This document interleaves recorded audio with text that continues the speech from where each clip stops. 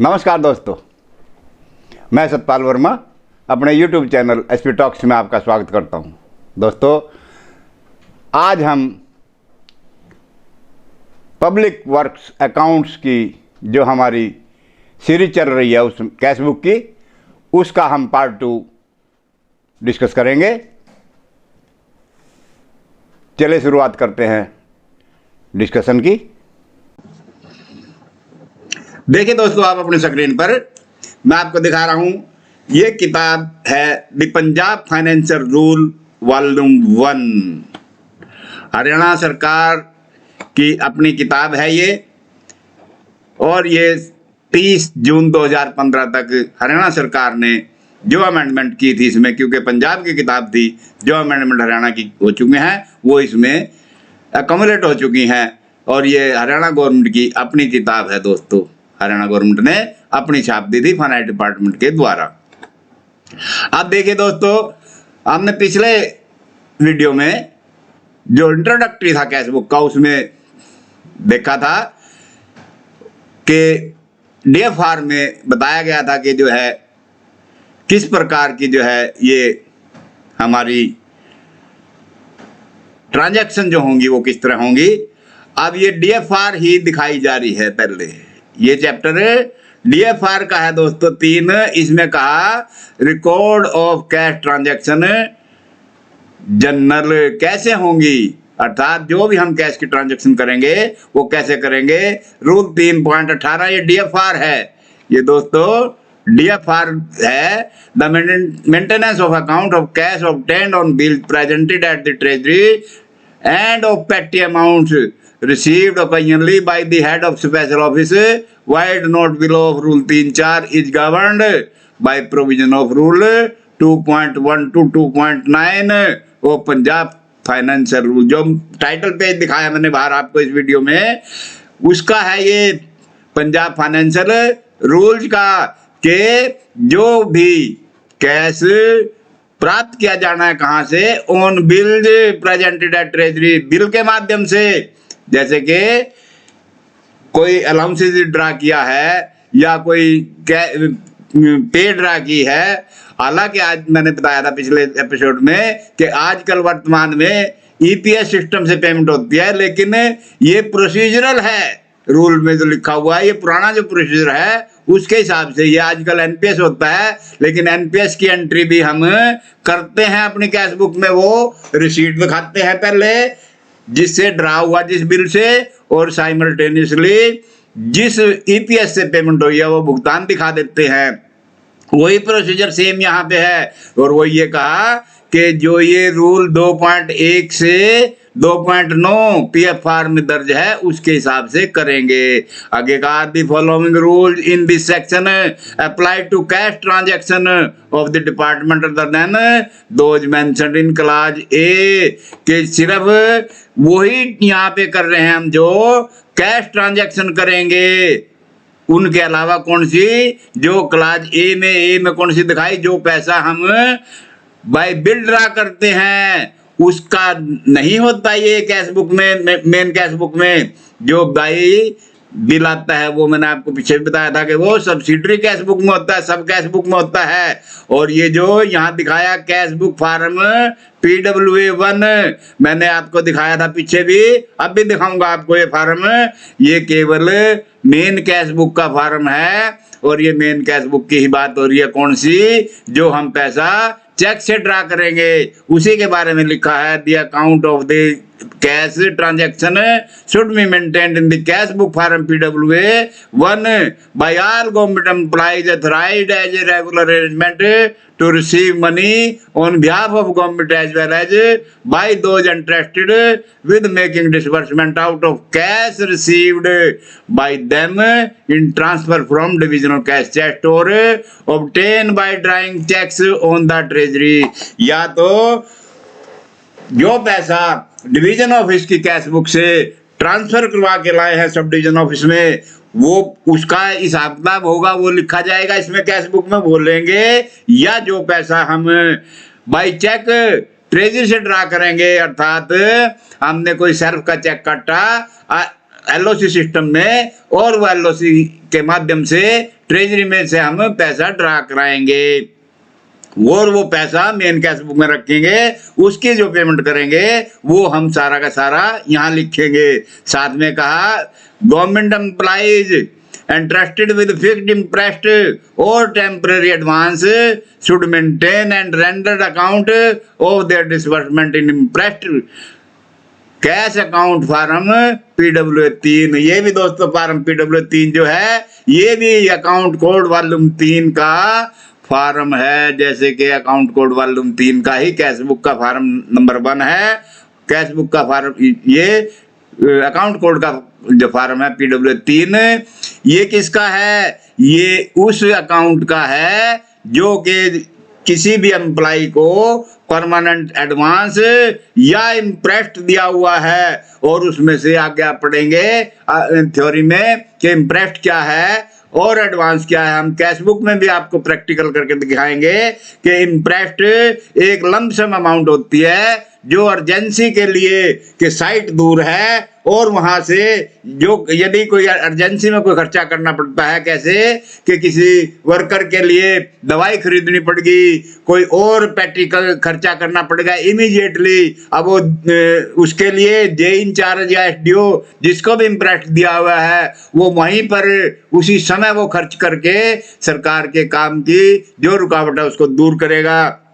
अर्थात सरकार के काम में किसी भी प्रकार की बाधा नहीं आएगी, किस लिए कि वो सब डिवीजन से आकर के या डिवीजन से आके भुगतान ले, उसको मौके पर ही पैसा उसकी जेब में होता है वो, और जब वो खर्चा करेगा उसका अकाउंट बनाएगा किसमें? फार्म PW3 में, और अपने एसडीओ या डिविजनल ऑफिसर को आके देगा, वो उस अमाउंट को रिकूप करेगा। रिकूप का मतलब है पेमेंट कर दी जितना, मान लो उदाहरण के तौर पे 1000 रुपए का परमानेंट इम्प्रेस्ट या परमानेंट इम्प्रेस्ट है, परमानेंट इम्प्रेस्ट की बात हो रही है। टेम्परेरी एडवांस जो होते हैं वो जो है उसमें से पूरा का पूरा एडजस्ट होता है। परमानेंट इम्प्रेस्ट जो होते हैं वो रिकूप होते हैं, अर्थात 1000 रुपए में से 200 रुपए उसने खर्च दिए तो 200 रुपए का अकाउंट उसने दिया तो वो 200 रुपए उसको उसी समय वापस दे दिए जाएंगे, उसकी जेब में 1000 तुरंत पूरे कर दिए जाएंगे। ये इम्प्रेस्ट है और उसी के अकाउंट के बारे में जिक्र किया गया है। आगे कहा the detailed procedure as given in the direction content in article 80 से 90। किसका? अकाउंट कोड वॉल्यूम 3 के इसके पूरी डिटेल जो डायरेक्शन है वो वहां आर्टिकल 80 से लेकर 90 के बीच में दी गई है। Should be observed in the upkeep and balancing of these account and in the rectification of error। मैंने अभी बताया आपको कि जो तीसरा पार्ट हम दिखाएंगे आपको वर्ड वीडियो का, उसमें आपको ये बैलेंसिंग और रेक्टिफिकेशन ऑफ एरर बताऊंगा मैं आपको। तो आइए दोस्तों, ये थी DFR की हिदायतें कि DFR में जो रूल थे, प्रोविजन DFR की कि ये है, और उसने कहा कि 2.1 में चलेगा। तो ये देखिए अब हम आते हैं PFR पे। ये PFR का चैप्टर 2 है, जनरल प्रिंसिपल एंड रूल। किस चीज के? Handling of cash and recording of transaction connected there with, जो DFR में बताया था। किसमें? 3.1 में कि जी जो PFR वॉल्यूम 1 के हिदायतें हैं, जो रूल हैं, जो प्रोविजन हैं कि 2.1 में से लेकर के 2.19 तक की जितनी है वो सारी की सारी मुटेटिस मुटेंटिस लागू होंगी। तो इसमें बताया 2.1 देखिए, money tendered as dues of government or for deposit in the custody of the government shall not pass through the hand of department officer unnecessarily.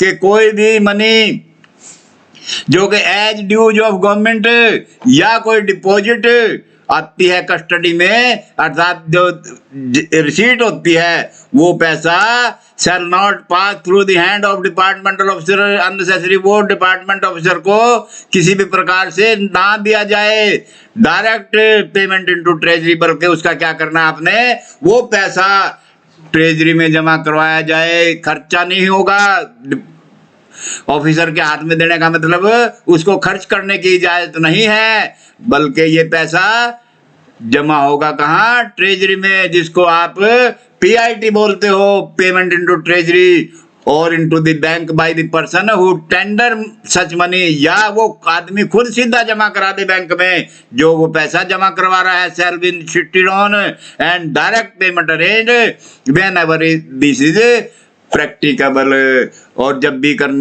Payment करनी है उस समय पेमेंट ना करे, सीधा जमा करा दे, और ये पीआईटी होगी। अर्थात कहने का भाव ये हुआ, कोई भी रिसीट यदि होती है पीडब्ल्यू में तो वो खर्चे में नहीं शामिल की जाती, अर्थात खर्च नहीं की जाती, क्योंकि वो रेवेन्यू रिसीट होती है या किसी और कारण से रिसीट होती है, इसलिए वो पीआईटी कराई जाती है, वापस जमा करवाई जाती है। बी में कहा every government employ personal responsible for the money which passes through his hand, जितनी भी रकम किसी भी एम्प्लॉय के हाथ में से निकलती है वो उसका खुद जिम्मेदार होगा, डायरेक्टली पर्सनली व्यक्तिगत तौर पे जिम्मेवार है। And for the prompt record, और उसका उपयुक्त रिकॉर्ड रखेगा किस चीज का? ऑफ रिसीट एंड पेमेंट, प्राप्तियां और भुगतान in the relevant account as well as correctness of the account in every respect, प्रत्येक मामले में हर तरह से वो उसकी सही अकाउंट रखेगा, ये उसकी जिम्मेवारी है। द प्राइवेट कैश और account of member of the office of department should not be mixed up with the public cash और अकाउंट, और वो व्यक्ति जो सरकारी खर्चा करने के लिए या सरकारी प्राप्त करने के लिए, प्राप्तियों के लिए इंटरेस्ट किया गया है, जिसको ड्यूटी दी गई है, वो अपना व्यक्तिगत कैश, प्राइवेट कैश उस सरकारी कैश में शामिल नहीं करेगा, और ना ही उसका लेखा जोखा उस सरकारी अकाउंट में शामिल होने देगा, ये उसकी जिम्मेवारी है। नोट 1 कहा all transaction involving the giving और टेकिंग स्टॉक, कि जो ट्रांजैक्शन कौन सी? स्टोर लेने के लिए या देने के लिए, या तुमने खरीदा है या बेचा है या ट्रांसफर कराया है या ट्रांसफर किया है, या कोई और other properties, rights, privilege and concession, कोई रियायत विच है money value should be brought to the account in some suitable form as soon as they occur. इन सारों का लेखा जोखा तुरंत उन उपयुक्त सुटेबल फॉर्म में, जो तुम्हारे रूल बताए गए हैं, जो डिपार्टमेंट रूल है स्टोर की कैसे ट्रांजैक्शन करनी है, प्रॉपर्टी की कैसे करनी है, उन सारी बातों को जो आपके नियमानुसार अकाउंट्स हैं उनमें आप तुरंत जब भी ये घटना होगी तभी आप दर्ज कर देंगे। आगे का the procedure laid down in subsidy treasury rule 3.1 to 3.2 should be followed in the custody of cash, के जो सब्सिडी ट्रेजरी एसटीआर की किताब है जो बताई थी आपको पिछले एपिसोड में, इसमें ट्रेजरी का फंक्शन होता है, ट्रेजरी का बिजनेस किया जाता है, उसके 3.1 और 3.2 की वो भी आपने कस्टडी ऑफ कैश के मामले में आपने अमल में लानी है। A similar procedure should be followed in case of bullion, jewelry and other valuable coming into the hand of government employee in their official capacity। See also rule 3.8 इसी का STR में कहा है कि जो वैल्यूएबल होंगी या कोई स्वर्ण, सोना चांदी के जेवर पत्ता कोई वैल्यूएबल आती हैं वो आप 3.8 एसटीआर के कानून के हिसाब से करेंगे। हालांकि ऐसा प्रैक्टिकल नहीं होता, आमतौर पे ये खजाना ऑफिस में ही होते हैं, वहीं वैल्यूएबल आते हैं, इसीलिए ये ट्रेजरी रूल वहां लागू होते हैं, क्योंकि ये खजाना में इस प्रकार की घटनाएं होती रहती हैं, वैल्यूएबल आते रहते हैं। See, in the department which rendered account to the accountant general, the form in which such account are rendered and the form in which the initial account from which the accounts so rendered are complied or on which they are based are kept are prescribed by Comptroller of and auditor general of India के जो CAG के द्वारा निर्धारित form है account के उन department की बात कर रहा है जहां पे अकाउंटेंट जनरल को जाता है। मैंने आपको बताया पिछले एपिसोड में कि जो है पीडब्ल्यूडी के तीनों शाखाएं B&R, पब्लिक हेल्थ, इरिगेशन और फॉरेस्ट डिपार्टमेंट, इनका अकाउंट, वर्क्स का अकाउंट सीधा एजी को जाता है। उनके बारे में बात कर रहा है कि वो अपना अकाउंट उसी फॉर्म में बनाएंगे, उन्हीं फॉर्म में रेंडर करेंगे और कंप्लाई क्या करेंगे, वही फार्म कंप्लाई करेंगे जो फार्म सीएजी के द्वारा बताए गए हैं और जो प्रोसीजर सीएजी के द्वारा बताया है। आगे का likewise the outline of the system of account and the principle and method of account including classification transaction in account have been prescribed by the CAG of India and the direction respect thereof contained in chapter 2 and 3 of account code volume 1। दोस्तों ये account code volume 1 जो है ये अलग है, ये अब बदल गया। इसकी जगह अकाउंटिंग रूल 1990 आ गया। ये पुराने सिलेबस में था अकाउंट कोड वॉल्यूम 1, इसको आप बदल दें। यहाँ इसकी जगह आप ये किताब सब्स्टिट्यूट कर ले किसके, गवर्नमेंट अकाउंटिंग रूल 1990 बदल गया, आपके सिलेबस में भी आ गई। ये क्लासिफिकेशन की है, वही बताया है कि सारा प्रोसीजर जो क्लासिफिकेशन का है इस किताब के हिसाब से होगा, किससे, गवर्नमेंट अकाउंटिंग रूल 1990। तो ये बात बतानी आपको बहुत जरूरी थी, ये जो अभी ये पढ़नी जरूरी थी, क्योंकि आपको ये मालूम होना चाहिए कि क्लासिफिकेशन भी होती है। गवर्नमेंट का जो है वो लेखा जोखा, मनी कैसे ट्रांजैक्शन करनी है हमने, आगे आती है maintenance of account, cash book. क्योंकि जब तक आपको इन ट्रांजैक्शन के बारे में नहीं मालूम होगा तो आप कैश बुक कैसे करेंगे। अब हमारी यहां से शुरू होती है कैश बुक 2.2 से। कहता है every officer receiving money on behalf of the government should maintain A cash book in form PFR volume 1। PFR volume 1 में होगा कौन सा, ये पीएफआर वॉल्यूम 1 कौन सी कह रहा है, ये कोलमनार की बात कर रहा है, क्योंकि पीएफआर है ना ये। डीएफआर ने कहा था कि जो रूल यहां दिए हैं वही मानने जाएंगे, लेकिन फॉर्म डीएफआर के होंगे। डीएफआर ने अकाउंट कोड वॉल्यूम 3 को मानना कि जो एजी के द्वारा दिए गए उसमें होंगे। ये पीएफआर वॉल्यूम 1 मैंने आपको बताई थी कि ये कोलमनार है, इसलिए कोलमनार का जिक्र है। आपकी कैश बुक है PWA 1 जो मैंने आपको दिखाई है। आगे का all money transactions should be entered in cash book as soon as they occur and attested by the head of office in token of check। जो भी आप मनी प्राप्त करते हैं या पेमेंट करते हैं, मॉनेटरी ट्रांजैक्शन जितनी भी है वो सारी की सारी आप जैसे कैश बुक में एंट्री करेंगे आप उनको अटेस्ट भी करेंगे, अर्थात साइड में आप इनिशियल कर देंगे dated in token of check.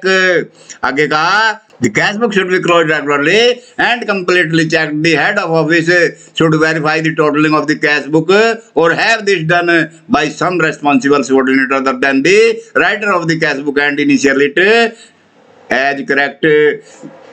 इसका मतलब ये हुआ कि जो ऑफिसर इंचार्ज है वो अपनी कैश बुक को रेगुलरली क्लोज करेगा और उसके टोटल चेक करेगा कैश बुक के, लेकिन ये जो टोटल है वो उसका सबॉर्डिनेट करेगा कैश बुक और have this done by some responsible subordinate other than the writer, कि जिसने कैश बुक लिखी है टोटलिंग वो नहीं करेगा।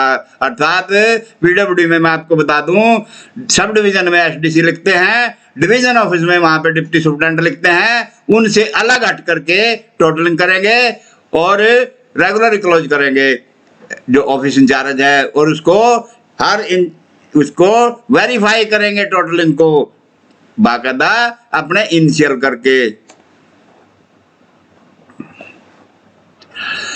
At the end of each month, the head of office should verify the cash balance in the cash book and record a signed and detailed certificate to the effect के महीने के अंत में प्रत्येक हेड ऑफ ऑफिस क्या करेगा, अपनी cash book को क्लोज करेगा और उसका बैलेंस गिनेगा, कैश गिनेगा कि हाँ पूरा है, और वो सर्टिफाई करेगा। The certificate should also be recorded in the monthly cash account primary abstract or account current where such account abstract on account of current is required to be submitted to the accountant general. The such certificate must be signed by the head of office who should invariably date the signature. के जो account उसका एजी को जाना है, अर्थात जिसने अपने division office को सबमिट करना है और डिवीजन ऑफिस ने एजी को सबमिट करना है। वो अपने रिकॉर्ड करेगा वो सर्टिफिकेट उन फार्मों के ऊपर, जो फार्म उसके अकाउंट बनाने के लिए है उन पे, और उनको इनवेरिएबली डेट द सिग्नेचर, अपने सिग्नेचर के नीचे डेट भी डालेगा। और if however the head of office is absent from headquarter at the end of the month, he may delegate the duty of verifying the cash balance of a gazetted government employee to his office superintendent। कि यदि वो out of station है in charge, तो अपने gazetted government employee जो कि उसका superintendent भी हो सकता है, उसको अथोराइज कर सकता है। अमूमन करते नहीं ऐसा, क्लोजिंग वो खुद ही करते हैं, आगे या तो अगले दिन कर लेते हैं या सेम डे में होते हैं।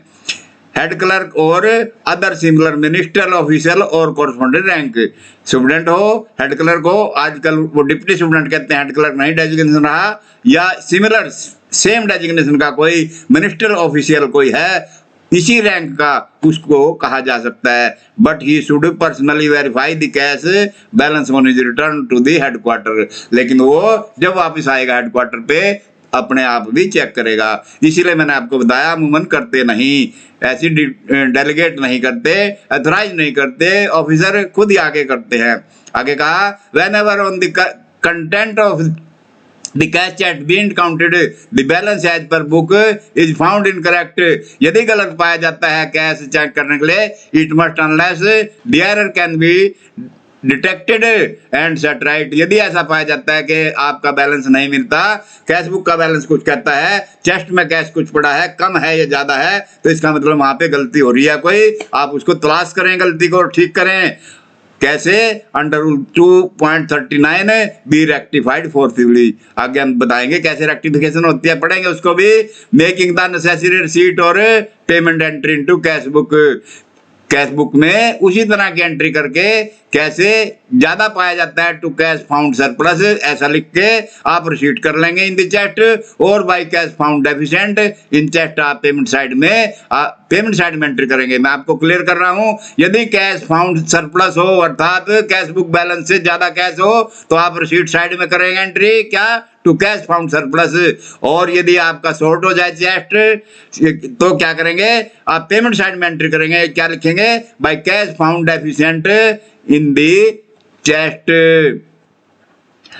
the administrative action to be taken on the occurrence of deficiency and the report to the department, superior department on the nature of each case। और सेम मामले में क्या करेंगे आप? जो भी मामला है आपका, चाहे वो डेफिशिएंसी का है या आपका सरप्लस का है, तो आप अपने डिपार्टमेंट के उच्च अधिकारियों को सूचित करेंगे और उस पर जो भी है रिपोर्ट भेजेंगे और कार्रवाई करेंगे।